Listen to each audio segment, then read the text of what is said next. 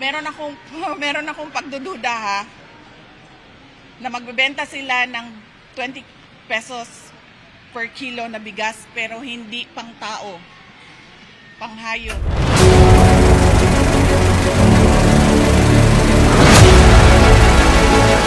Si Agriculture Secretary Manny Piñol at ngayon ay actually kanina ay nagsaing na kami noong bigas na meron ngang bukbok para sagutin nga ni Sec yung mga issue tungkol dyan sa bigas at live natin siya makakasama, Attorney Reggie. Secretary, good afternoon. Magandang hapon sa iyo, Ray. Attorney Reggie, good afternoon. Alam niyo, ang pinakamainit na issue ngayon, this has been the source of disinformation and misinformation. Ang issue dito ay yung ba daw bigas na ginapangan ng bukbok ay pwede pang kainin? Pwede.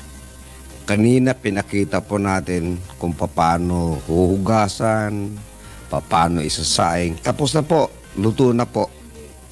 Pangalawa, yun daw bang galunggong ay may formalin? Ang sagot ng BIFAR, wala. We conducted tests, 5 tests. Negative lahat sa formalin yung mga galunggong. But ito, hindi ko alam kung imported na galunggong to. Mukhang hindi naman singkit yung mata. Mukhang local na galunggong to. Pero ngayon, papakita ko sa inyo. Because kanina may video tayo nung pagsaing. Ito ako po mismo nagsaing nito. No, para malaman nyo na si Manny Piñol po ay anak ng magsasaka at marunong magsaing. Ihawakan lang at baka mahulog. Ito po yung kanin kanina na hinugasan natin na mayroong Minatira pang bukbok. In fact, may bukbok pa ito. Ito pa, may bukbok pa yun. Ayan, may bukbok pa isa. Yung malungkot na bukbok na nakahanap ng kaibigan kanina. Ito po yung kanin na may bukbok. Pwedeng kainin? Pakita ko sa inyo.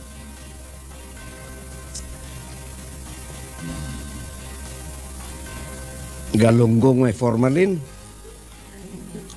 Kainin natin. Walang formalin ito.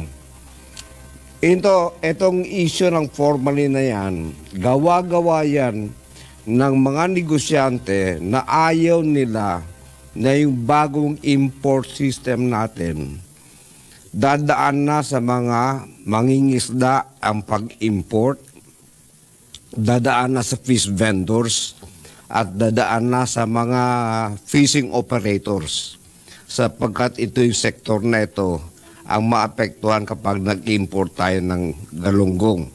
Now, let me explain. Why are we importing galunggong?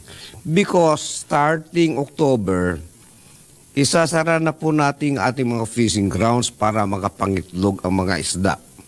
Ito po ang dahilan kung bakit kailangan nating mag-angkat sapagkat kulang pa yung ating mga bangos during the closed fishing season. Yan po, matatapos katapusan ng Disyembre. Wala nang importation. And by the way, doon sa mga nagsasabi na first time daw na may nag-aangkat ng galunggong, gusto ko pang maintindihan, 2012, nagpaangkat ng galunggong ang Aquino administration. Bakit walang ingay? 136,000 metric tons.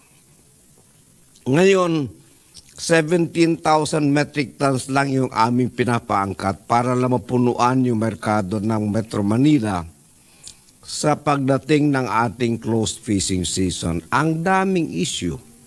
Kaysa may formalin, kaysa yung bigas daw may bukbok pinapakain na mahihirap. Ako, bakit? Anong problema? Kakainin natin to, walang problema. Hugasan mo lang. So yan po ang patunay na, you know, I'm walking the talk. Kapag sinabi kong kaya kong kainin yung bigas na may bukbok, hugasan lang natin. Huwag mo naman kainin yung bukbok. Congressman Suarez, wala naman akong sinabing bukbuk ang kakainin ko. Ang sinabi ko lang, pwede pang kainin yung bigas na ginapangan ng bukbok kapag hinugasan mo lang. Okay? Yes, Attorney Reggie, any follow-up question?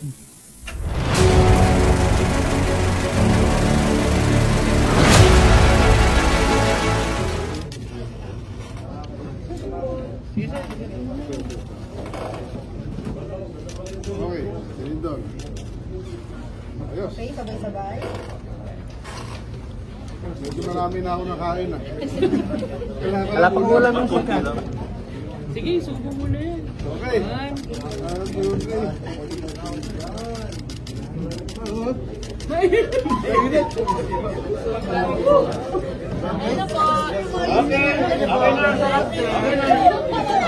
Second lasa. Kailangan na ng ulam.